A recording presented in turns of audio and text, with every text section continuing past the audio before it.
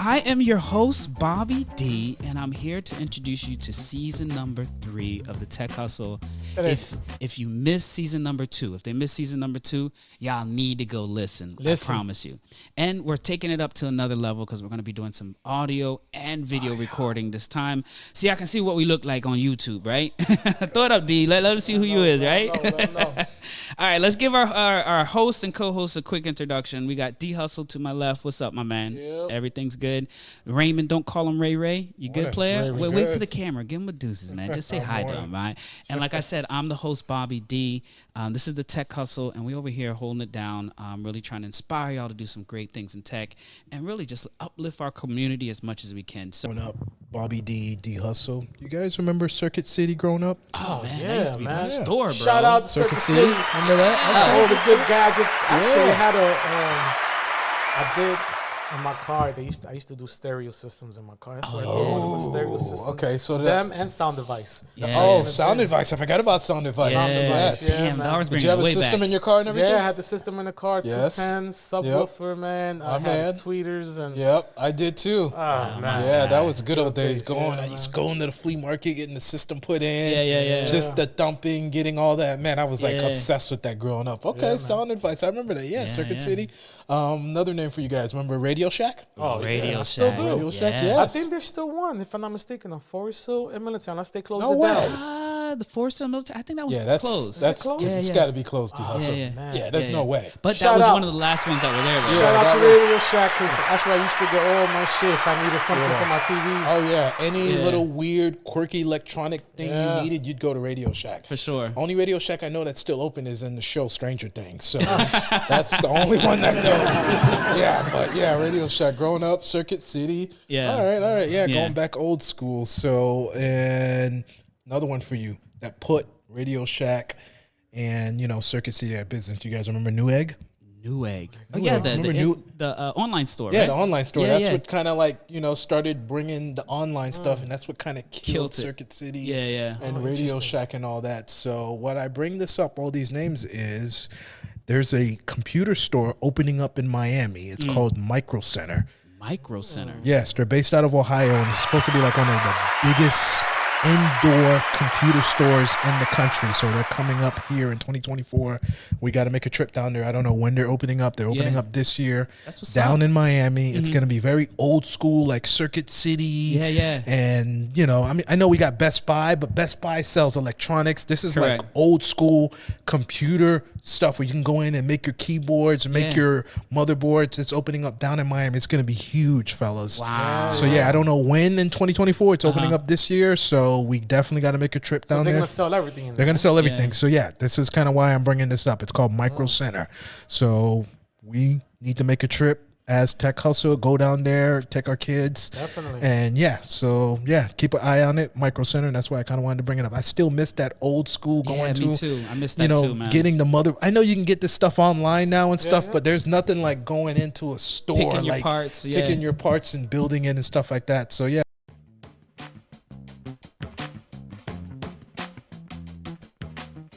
I was able to get introduced to Facebook, Twitter, where we met, and then Andreessen Horowitz, and then Asana. And after getting fired 4 times, I, was in a point in my life where I was like, you know what? Like, all the feedback I'd heard was, basically you're too much, right? Like, you don't know the rules. And I just got so tired of people, like, hating on me for me, not because of my job, not because I was doing anything wrong, but just because of who I was. And I was like, I want to work with myself. I think I'm great. I'm awesome. So why not do it? And I started my company. Ooh, big shout outs to her. Yeah. Basically, what she's saying is if you fall, you can always get up. Facts. And believe in yourself and love yourself enough to like really trust yourself that what you're choosing and what is being called to you is the right thing. Because I had no idea how to start a company. I just was like, okay, I guess I'm going to do this. Like, the first 6 months, I didn't have an LLC and didn't get incorporated until then. Got myself into a lot of debt because I bootstrapped and I thought that was the only way. And it wasn't good debt, right? It wasn't like a loan or anything like that. It was credit cards. Yeah. And I had never had debt, so I was like, okay, cool. But please don't do that. But please, Some whoever's advice there, listening, right? do not do that. And thankfully, I can say now, 4 years later, I'm debt free. So what's my up. investment paid off. Hey. Investing in yourself. That's key right there. Appreciate you. And yeah, now in 4 years, after I made that decision, I was able to land some pretty big clients. To date, we've served about 5,000 people. We've been able to, have 1,000 hours of coaching and about $6 million generated in new offers and salary raises. Say that again. Say that again. 6 million. Yeah. Big round of applause for Catalina, very much. And this is like listening to your story and understanding where you started from, being able to get to a point where other organizations just didn't see your value. And then you believing in yourself, even though that first ledge did require you to get that. But then afterwards, just think about this impact. $6 million in impact in people's lives that you have directly influenced. Give her another round of applause. Bring that up. Yeah.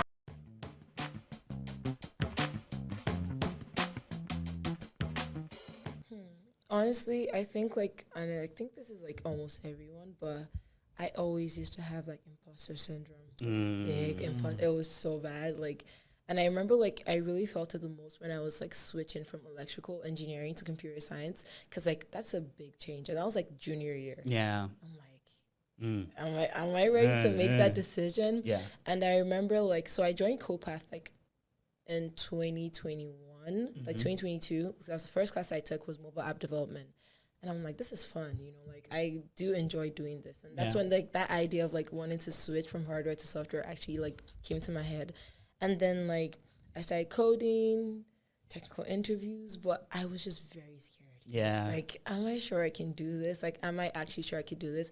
And it got so bad where I could have a technical interview, didn't go so well, and I just stopped leak coding for 2 months, 3 months straight. I just wouldn't even look goodbye. at it. Yeah. Close the laptop, put it back, goodbye.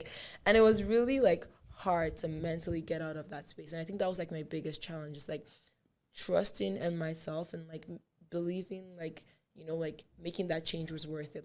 Trust, because at that point you don't know what the end goal is. You're still in the process. How do you assure yourself that you're making the right choice? How do you assure yourself that you're really good at what you're doing? And it's so funny how sometimes that imposter syndrome used to creep up, and I would find myself going into different parts of tech. Yeah. Where I started having conversations about cloud computing, starting from my AWS cloud practitioner exam. Yeah. Started going into cybersecurity, AI. I just felt in that moment, I really like software engineering, but I'm I'm not sure I could code. Let me just try this and try that and try this and all that kind of stuff. So it's really imposter syndrome, Now, in terms of your journey, and let me know if you're cool with me talking about where your internship is going to be at. But go ahead and let us know where you're going to be doing some summer interning at in the coming weeks, coming months. Okay, so I'm going to be in Redmond, Washington with Microsoft. Ooh, look at that. That's what's up.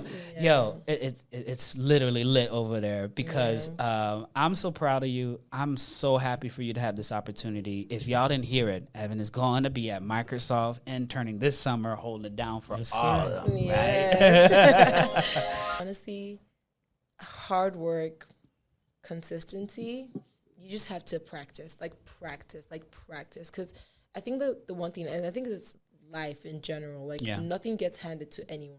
You have to work hard to get it, and the moment you put in that work, you're gonna get it. You just have to believe in yourself. Jams.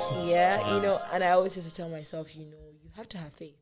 You have to be delusional. You have to be delusional. I remember before my Microsoft offer came, I was talking to my friend, and I'm I keep seeing the Microsoft logo everywhere. And he's you're gonna get used to it. You're gonna see it in Redmond. And I'm amen. I'm gonna see it in Redmond. It's and just being delusional. I used to see different posts about I started searching about after grad I'm gonna be in Seattle. And, just making sure that you see yourself in those spaces, because you get to manifest those things. When you see it and believe it, it's gonna come to pass. Just work hard, and it's all gonna make sense in the end. Honestly, that's really my biggest advice.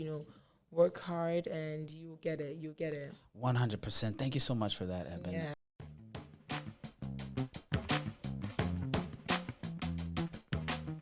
Well, I will tell you, I consider myself an OG in tech. Okay. Shout outs to the OGs out there. Yes, because when I first started in tech, I was working for Xerox. Oh, she's taking Back it way in the back. day, way back. I'm doing the way back clock. When at that time, Xerox had large copiers, and I was there selling door to door when we came out with the desktop copiers. So that was late 70s. Yeah. And then I got recruited by IBM, which was at that Shout time. out. Yes, that was a Google of the day. For sure, 100%.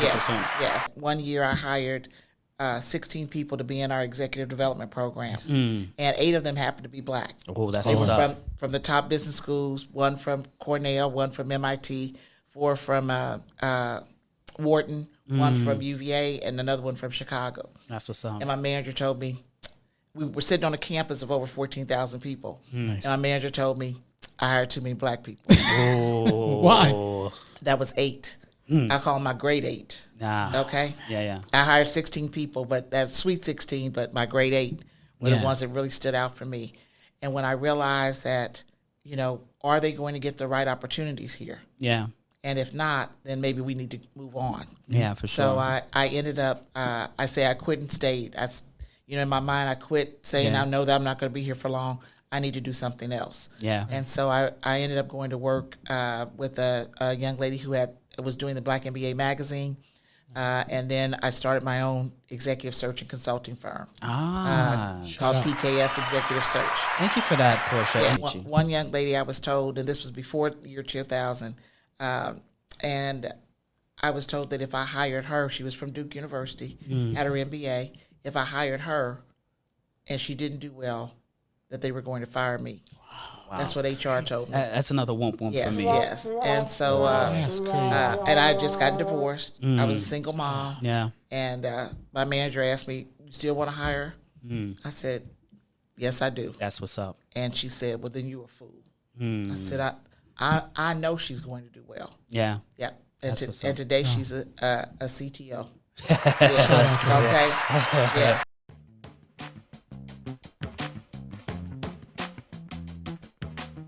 If you are someone who enjoys funny pranks on others, I have some sites for you to fool friends, members, or coworkers. The point is to not go overboard like D Hustle here. It is just to have fun, all right? These sites are to have fun on your friends, your family, coworkers. Do not go overboard like D Hustle, all right? Especially don't do this at your IT guys or at work, all right? Do not do this at work. So full disclosure here, the first one it's called Update Faker. So Update Faker, check out this site, guys. It's great.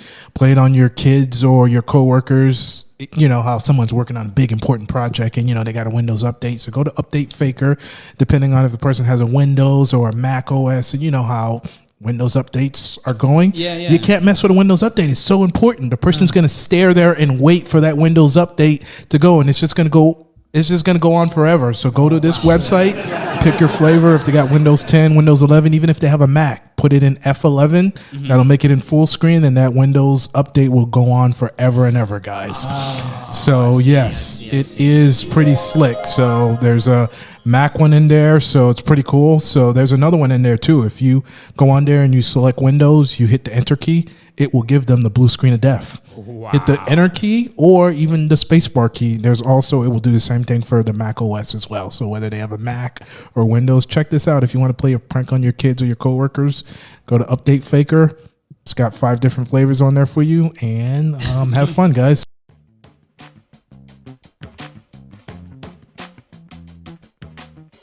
Chinese company to roll out AI-powered sex bots with focus on emotional connections. How do I get one of those? All right. Whoa. It's a big industry over there in China. I don't know if you guys know over there's a big market of sex of going on all over there. So basically what he's saying, Mr. Lee, which is the CEO of the company, he said the new generation of sex doll powered by AI models equipped with sensors that can react with both movement and speech, significantly enhancing users' experience by focusing on emotional connection rather than the basic conversational abilities. Wow. Wow, that's interesting. Yeah, ladies, step your game up. I'm just saying. And these are available for men and women. Oh, okay then. Wow. All right. So if you're looking for a significant other and don't want to buy dinner, interesting, or go out, Yeah. you just bring out your doll, him or her, call it whatever you want. Right. We don't discriminate here. No, and have a great time, and then shut the fuck up, go right back in the closet, and continue your fucking day. Interesting.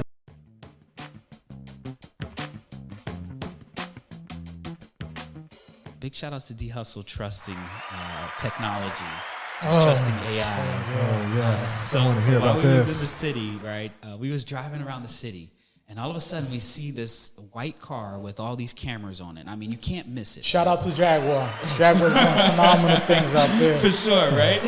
You can't miss these cars. And the thing is cars. It wasn't just one. It wasn't just two. I mean, there were like crazy amount of these cars. There's a lot of them. Autonomous vehicles. Basically, nobody's driving them except the computer and AI is driving them.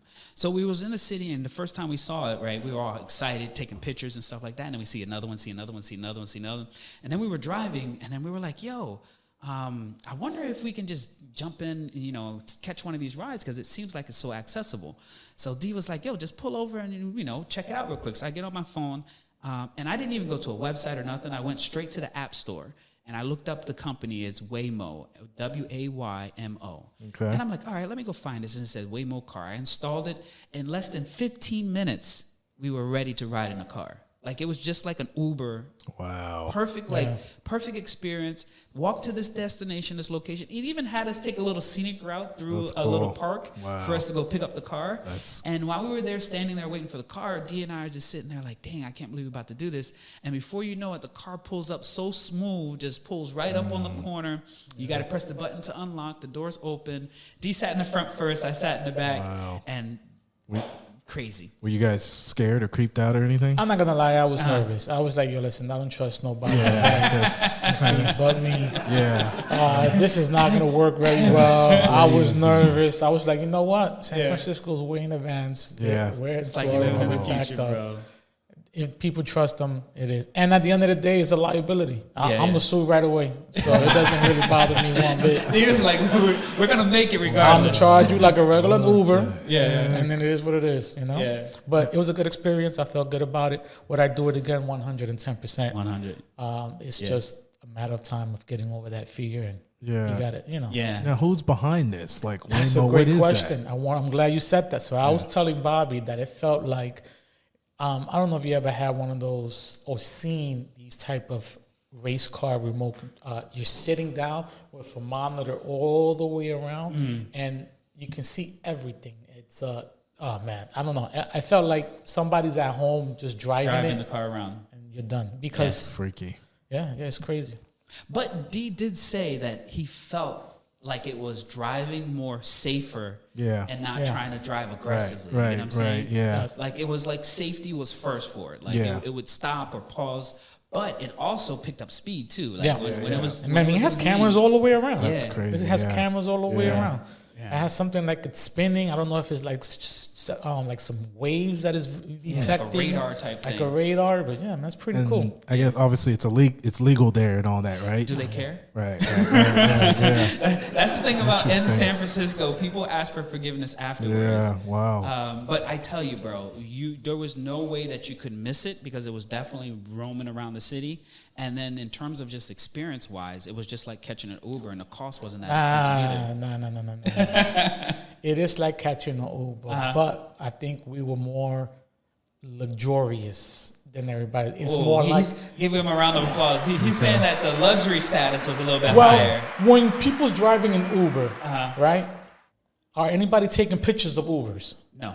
Everybody was taking pictures of us. Yeah, we felt like we really? were superstars, bro. Exactly. Oh, okay. Seriously. Yeah. So it's more of a luxurious, like we're superstars. Yeah. Wow. You know, so so this it's thing like- is, okay. Yeah, I mean, I officially felt like what it felt like or what it feels like to be famous. Yes. Yeah. Wow. I officially felt like what it feels like to Everywhere be we famous. stop, people take out their phones recording, and I'm Really? like waving Okay, and yeah, everything. no, I'm and just like- and there's nobody on the driver's side. I mean, man, just that's- hearing the story, I'm just like, whoa, this is kind of freaky. That's cool. what made it cool for me. After I was scared in the beginning, I see people taking out their phones. Okay. Like, damn, I feel special. Yeah. And he's sitting in the front too. Shit, So they they're recording me. I'm recording y'all. Like, That's pretty funny. Yeah, so that's only a West Coast thing because I've never heard of that down here in the East Coast. it probably will come later on. Yeah, it'll definitely make its way. I think it's ready. I think it's ready city-wise, definitely.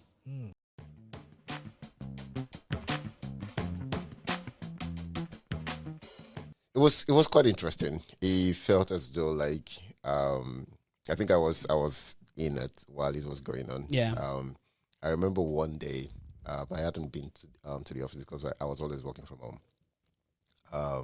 And then one day I went into the office and it felt so dark and sad. Yeah. I remember myself and some other colleague were just in a room like this, and then having a conversation. And then we went to one colleague of ours, not black. He was just there, and then he looked so sad. I think he's Asian, and he possibly was worried about like his visa situation and all. Yeah.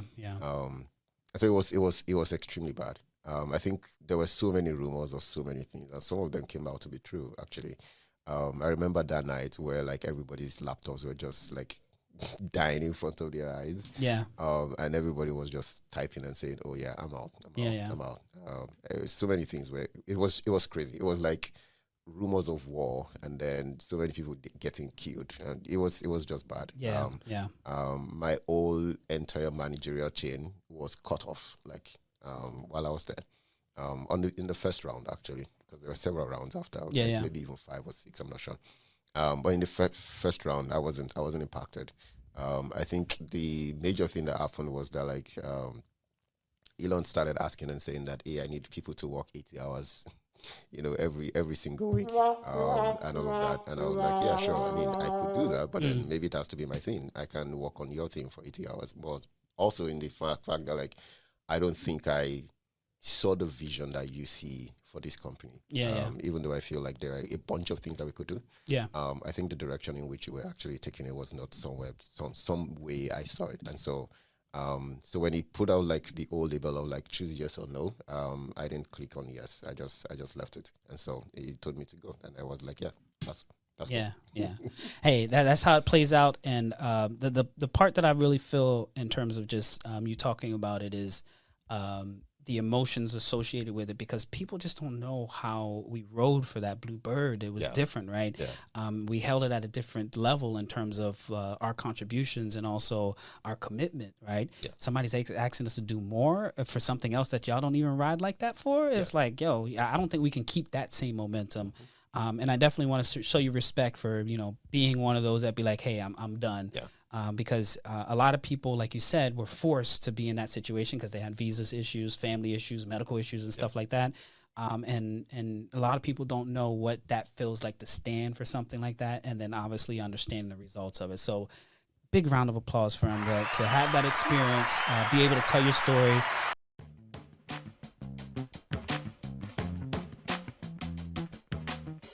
You're going to meet a lot of people in life that's going to say, like, I'm a good person, I do this. I'm a good person, I do this.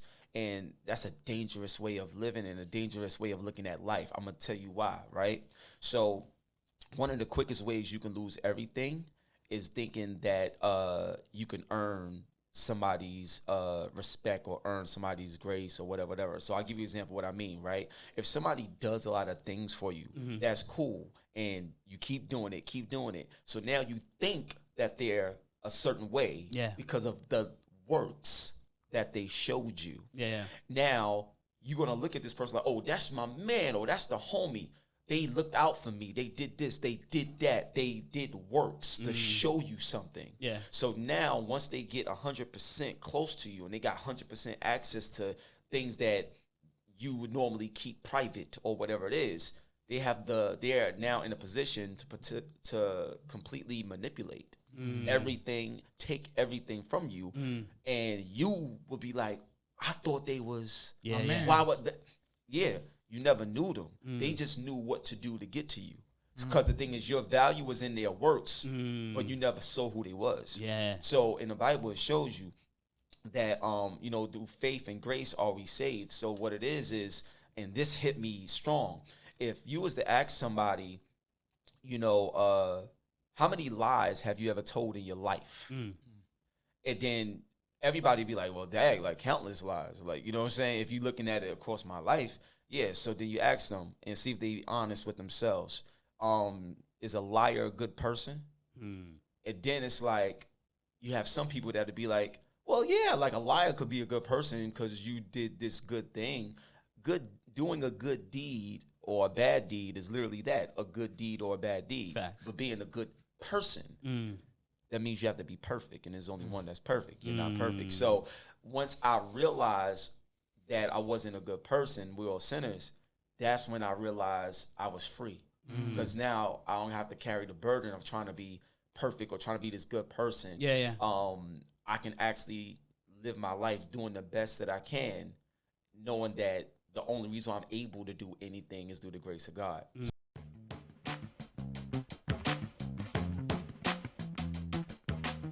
A story out last week where a gentleman made, I think he made like 112 fake AI bands, and then he also created bots where they just basically were streaming the music off of the fake AI bands, and he ended up making about $10 million. $10 million. Shout out to that. So, My God. yeah, I'm Shout just out trying to to 10 find million. out. Yeah, shout out to him. I was just trying to find out what he did illegally, but come to find out, created the bots to boost his sales. yeah, D put us up on game, right? yeah. So, but then again, I mean, isn't there like always like, little thing there on certain artists using bots and stuff like that? Whether it's Meg Thee Stallion or if it's Drake or Kendrick. I mean, Spotify likes to crack down on that because it is illegal. You're not supposed to use bots, but we know the music industry does do that to kind of boost their artists up. So, but I'm just trying to understand what this gentleman did wrong.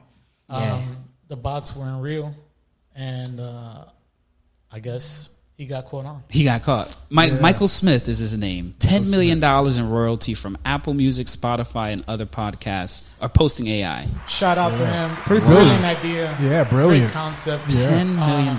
The only difference is that he's not a star.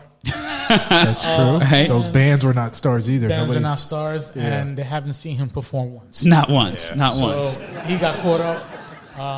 Now let's discuss this. Was it the bands that's illegal, or is it the bots? What did he do wrong? I think it was the bots. Yeah, me too. Me I agree. personally, you can make music. Everybody's making Yeah, music of course. right now with AI and stuff like Yeah. that. But to boost up to this, because let's be realistic here. When you put something online, it's all about how many people look Facts. Correct. and likes. Yeah. In a boost. So he had to get, how many bots did he do? He had to do thousands. Right? Thousands of bots. Yeah. Maybe $2,000, 2,000 Yeah. bots. Yeah. To boost it up. Yeah. I think he did. He just got caught. Yeah. I think it is. I mean, he started this from when I was reading since 2019. Yeah. Oh, wow. Actually, Okay. it's 10,000 active bots. 10,000. Yeah. Jeez. I'm gonna have to laugh at that because if he would have had 5,000, then He might have been able just to slide through. Yeah, slide by. I might make it another year.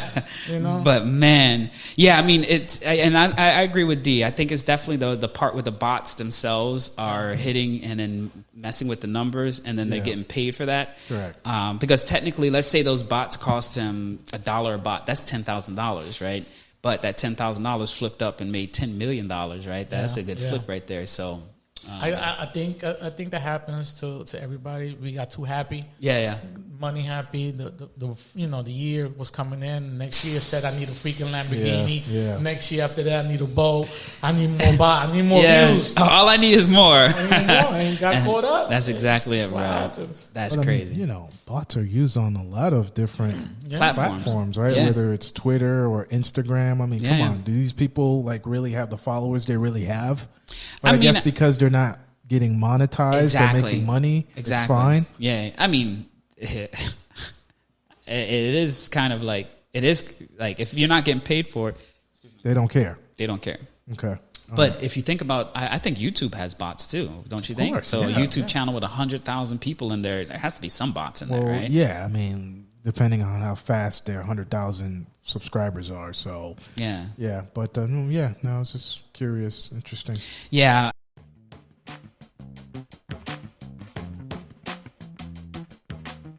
Yeah. And I had a dream that I was working for Apple. I had a dream that I was working for Apple.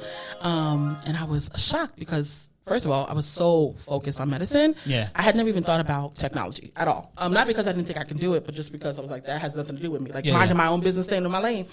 But you got a taste of that Python. That's what happened. Sure did. Does your mom know my mom? Because the first thing they want to do, are you going to be a doctor, a lawyer, you know, all that stuff. Situation. I'm telling you. So for her, like, it's so funny you said that. So 3 things for her. She was like either medicine, either law, or either becoming a engineer. And obviously being in New York, civil engineering, architecture is super huge.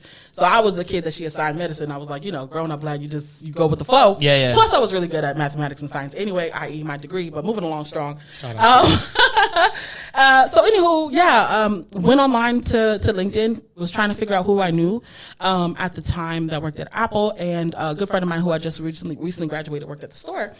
And I was like, hey, you know, I think I want to like work here. Yeah. I actually started my journey in retail, FYI, if you guys didn't know that. And so she was like, hey, I can totally refer you. And literally after she referred me, I think a week later, I heard back from a recruiter. And 5 weeks later, after 5 rounds of interviews, I got the job. And the strategy was you can measure success by helping people get into tech, helping the individuals who never knew that 6 figures was attainable, and then from there seeing that it's okay to also have work-life balance. Yeah. And so that's what it was for me.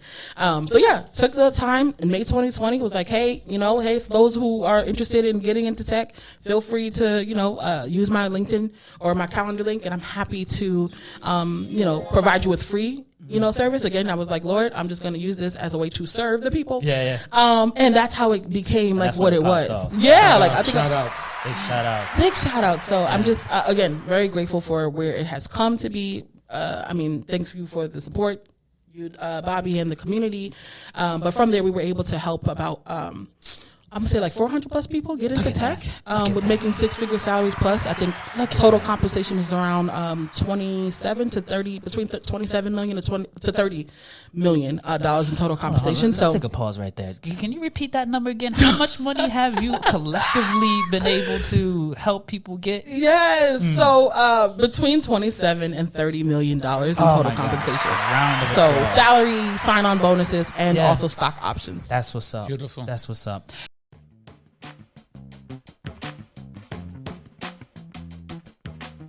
One of the things that we have as a challenge as software engineers, especially when we're working on the internet, is Raymond and D Hustle may not be in my region. They might be on the other side of the world. So how do I share code with you all? Is using a version control system like Git, where I can have a copy on my laptop, share it to D Hustle. D Hustle has his copy, Raymond has his copy, and then we're working collectively to merge our changes together. It's definitely a way for you to manage history, like what did Bobby change, what did D Hustle change, but also being able to tie that into deployment systems so that systems and software can automatically be updated as new code is being merged into this version control system. Another thing that I like to also mention about version control systems is there is a way that you can have a centralized repository where everybody can fetch and get the latest copy. This is on something called GitHub. Y'all heard of GitHub before, right? Yeah. Yes. And I'm sorry to interrupt. Excuse my dull moment here. Maybe you can explain. No, go ahead, D. So Git and GitHub is not the same thing? That's a great question. So Git is the tool. GitHub is the platform.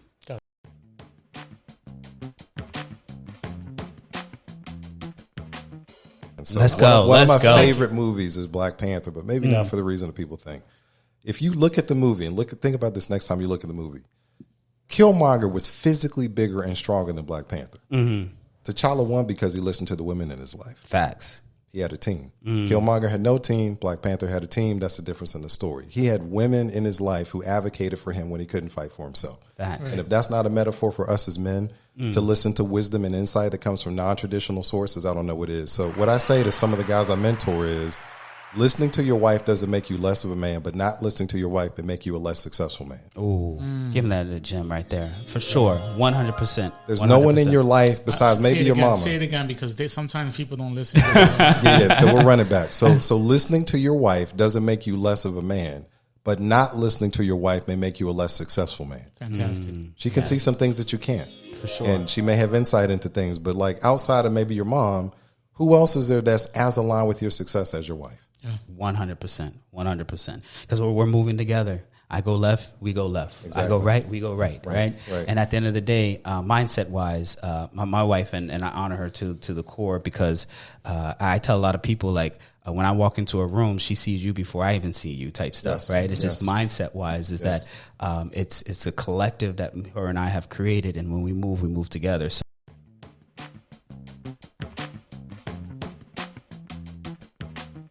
Nonprofit side. So leadership came to me at one point and said, "Hey, Marlon, we just got access to this tool called OpenAI, Early access. right, and everything." And so, like, they was like, "Hey, do you think, you can use this tool to help us write grants faster on the nonprofit side?" And so, going back to that, like, yeah, sure, I know.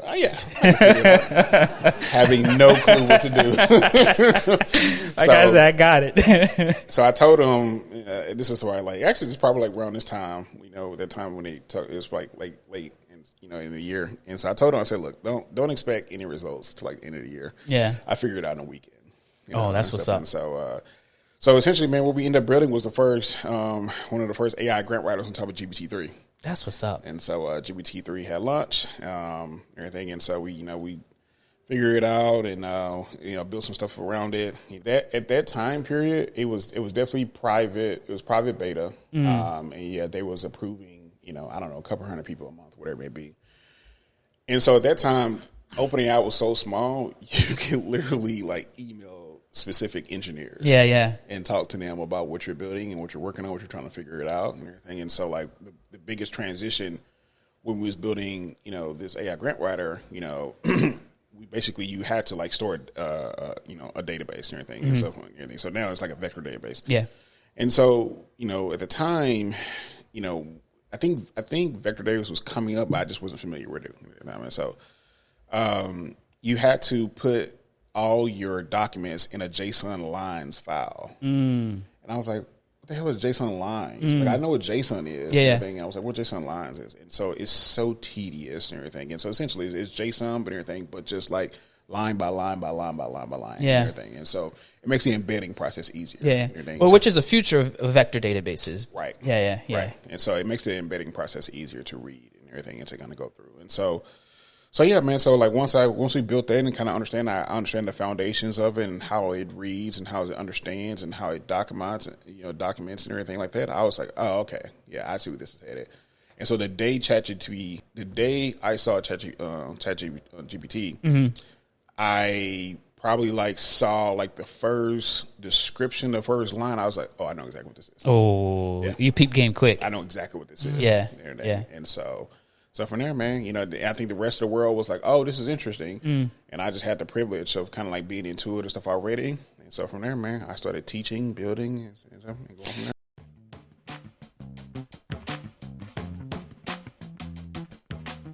I didn't know that if you make music with AI, you cannot copyright it. Ooh. It's free. So if you make any type of music with AI, it is not free. You have to make the lyrics off of your brain. That is copyrighted. So I thought that was interesting. So explain that a little bit more. So I don't know if you guys remember with the Kendrick Lamar and Drake battle. There was a guy that went ahead and made fun of Drake. He made the song called BBL Drizzy. Oh, yes, I remember and that. took off. He made that with AI, so he cannot copyright that. A bunch of people spend off of it and made their own versions of it. Yeah. So apparently he can only make money off the lyrics, but the actual song is open to anyone. So that was interesting. Yeah. So yeah.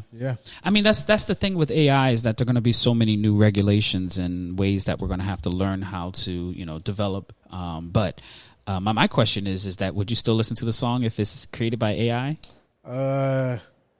Yeah, I don't know. I feel some type of way about that. Yeah, but let me ask you this: do you want to be notified if it is, or would you just not to be notified at all? Yeah, I mean, I'm not checking for an AI artist. I mean, yeah, I don't know. I feel weird about that. No. Yeah. So Raymond haven't gotten onto that board yet. Here's the thing: why we have to say is AI generated if not?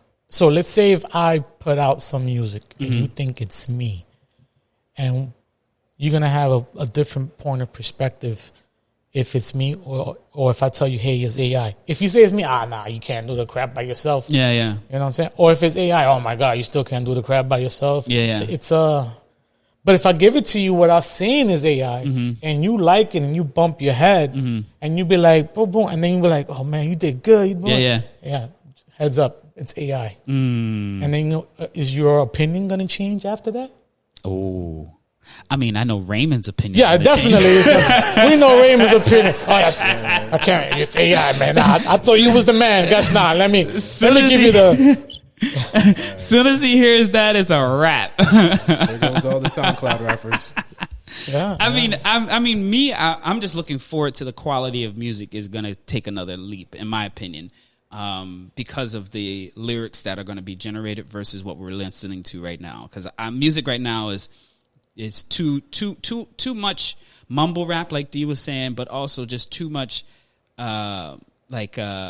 adult type stuff. Like they're always talking about smashing and stuff like that. And I'm like, yo, do y'all hear what y'all saying? Like, are these lyrics really conscious? Right? I'm hoping that AI brings back conscious rapping. I don't know. We'll see. We'll see what happens. We'll see.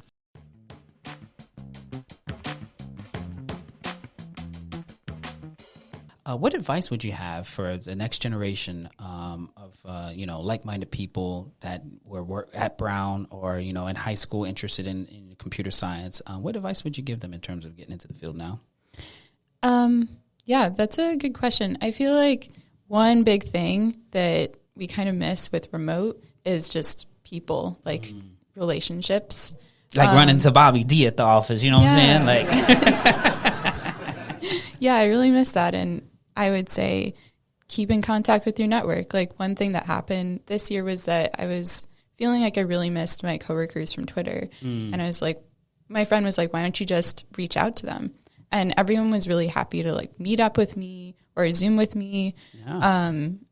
They missed me too. So my first advice is definitely keep in contact with your network. Just meet up with people for coffee. Your network is going to be really helpful in getting you jobs and just learning things. And also just having people to give you advice is huge. Yeah. I think another thing is, along with that, find mentors.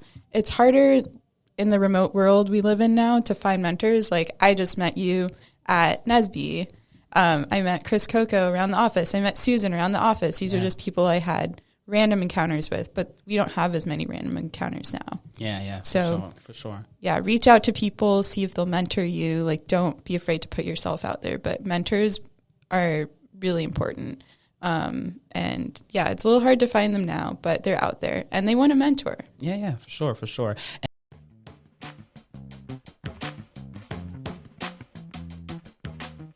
Are actually working on a project where we're building data centers, or we're talking about designing data centers by reutilizing some older buildings. Because there's a lot of vacant buildings in all of these cities, and why not convert some of these buildings into data centers? And if you're not familiar with the data center, look at the links below. We'll have access to that. But these data centers are the centralized place where we host and put computers in there.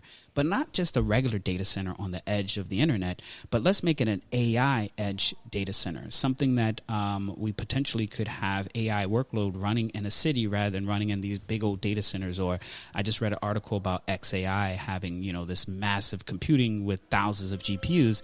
Why not just spread them out across the country or across the world into smaller locations so that people in those areas can access it? Data centers, their room or facility has to be extremely cold. Yeah. So one of the cool things about data center designs is you can take advantage of like isolating that cool or cooling a whole building. And when you're cooling a whole building, it's kind of so inefficient, right? And just for those that are wondering about what a data center is, just think of a data center as like a warehouse filled with computers from the floor to the ceiling. And if you're cooling that whole building, you have a lot of space that's not being used in terms of computing resources from the ceiling to the top of the rack. But this idea is taking it into a smaller footprint and possibly using something called liquid cooling. Have you heard of liquid cooling yet? Yeah. So liquid cooling is something that's getting even more popular with AI, with the type of chips that they're developing, but CPU liquid cooling too. Because the other day I watched this video, a gaming computer. You remember I was going to say that. Yeah. I was going to say that gaming computers had those. Yeah, gaming computers are coming out with liquid cooling in them, which is crazy. They literally have a radiator. They literally have a water line that goes directly to the CPU and then a water line that goes back. And just like in a car, it flows right through as it gets more hotter. They had that for a while, actually. Some people don't trust it. Yeah. Because any leak. Yeah, the whole thing is a wrap. Well, water and electricity don't go together, right? Or water and electronics in general. But this idea of these data centers, these AI data centers, are going to be smaller, does require less amount of cooling, less amount of space, and that's why this proposal is really focusing on buildings that are either vacant, nobody's living in there, or using it for business, and just building on top of them like a Lego set or a Tetris set of data center resources such as GPUs for AI. So. Yeah. If y'all interested in learning a little bit more about this project, and definitely if you are an investor or you want to contribute either time or money, right, one of the two, come and holler us here at the Tech Hustle, and we're definitely going to enlighten you.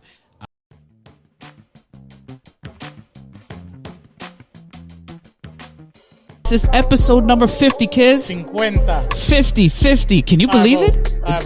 What's up, Raymond? I'm here. 50. Morning. Raymond, don't call him. He's 50 now. He's that old. Raymond, don't call him Ray Ray. What up, player? What's up? Morning. Morning. My guy D Hustle. What up, player? What up? Oh man, can you believe it? We got to episode 50. 50, yeah, man. Yes, man. We've been recording for a minute, and I want. What'd you say? I have a fun fact. So What's up? We're on episode 50. I don't know if you guys know this, but most podcasts fail within the first 15 episodes. First 15 episodes. Yes, they don't even last a year. I just found that out a few weeks ago. That's what's up. Not saying we succeeded, but we did make it to 50. Give us a big round of applause, Yeah. D. Come on now. We got to make sure we give a big round of applause. So we're beating the statistics, yes. And we're on episode 50. We've been at it for at least 2 years, 3 years now total. I would say we started off with Twitter Spaces, right, and then we moved to audio only. Has it been longer than that? It feels like it's been longer. It has, right? It feels a little bit longer. What do y'all It's say? only been 2 years? No, I think it's 3 years. Okay. Yeah, because we started off with Twitter Spaces first, and then we did season 2 all audio. So if you haven't seen season 2 or heard of season 2, it's on Spotify and all platforms. It's audio only. And then for season 3, which getting us to our point now, we stepped it up a little bit and obviously turned on the camera so y'all can see what we look like and stuff like that. But we got a special guest for us Who we got? today. Somebody that's been supporting the show since day one. Ooh. Day one. If y'all been watching our show, you know that we have had a segment where we shout out our sponsors throughout the whole show. And we have the one and only Marvelous Creation. Bring her to the stage. Big round of applause. Welcome to the stage, Marvelous Creation, a.k.a. Welcome. Marlene, also known as My Love. What's up, baby? Hi. Say hi to everybody. Hello, everybody. Welcome. And this afternoon, what we're going to do is have a quick conversation with you about Marvelous Creations and your contributions to our community, our family, and your company, and all the amazing things that you've been doing. So Yes. Give us a quick introduction of yourself. Tell us what's your name, where you from, and how you know the Tech Hustle. So my name is Marlene from Marvelous Creation, and I'm Bobby DFL wife. Shout out to that.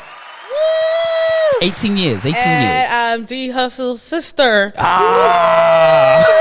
Biggest shout out right there. But yeah, in California, I also did Cake for Kids. It was an organization that did cakes for foster kids nice. in the hospitals. Yeah. And I really enjoyed doing that because the kids all love cakes. And Yeah. seeing the design that you make, and they get all happy. Yeah, we're about to close it out, fellas. Can y'all believe episode 50? 50. Man, I can't wait for next year. 2025 is right around the corner. I hope you all are getting your plans lined up. I hope you all are reflecting on 2024 and all the great things you do. And one thing that I want to say real quick, if you bring the music down real quick, is I want to give a few big thank yous. First of all, let's get a big round of applause for my guy, Raymond. Don't call him Ray Ray. Thank you so much for holding it down, my brother. Bringing your nuggets, being available, and, talking to the camera and saying hi to the people, and always being yourself. So we very much appreciate it.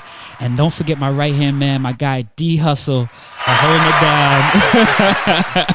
My guy, D Hustle, holding it down. as always, all of 2024, traveling the country with me, visiting and featuring on Backstage with Bobby D, also holding it down here at the podcast and all the operation stuff that we got going on here at the Tech Hustle. I appreciate you, my brother. Thank you so much for all that you do, my man. I really do. Thank you. And a big round of applause back to you again.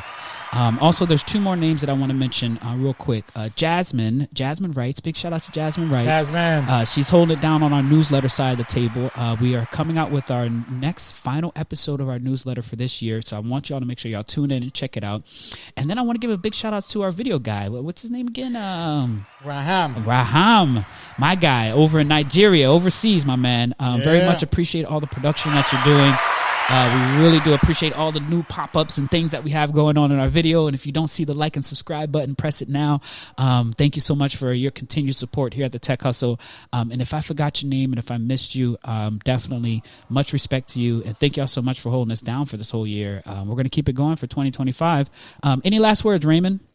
Everybody, stay safe. Have a good year. See you in 2025. That's what's up. My guy D Hustle, what's up, player? First of all, I want to thank everybody. I want to thank my man Raymond. Don't call me Ray Ray, even though in his Discord it says Ray Ray. So I'm very confused on that. I also want to thank him also for losing his bet that he has to give me some lunch. He hasn't. Facts. Facts. Because he got put down in the D League. Not even he's still playing. He's down in the D League. Also want to give him a big shout out. Also, he's got a lot of great nuggets, ladies and gentlemen. If you guys are not put onto the sit, he's got a lot of good stuff. In case you don't know, he got a burner phone. So yeah. And last but not least, a special thank out to my man Bobby D. Without him, one of my right hand mans. If without him, I don't know where I'll be right about now.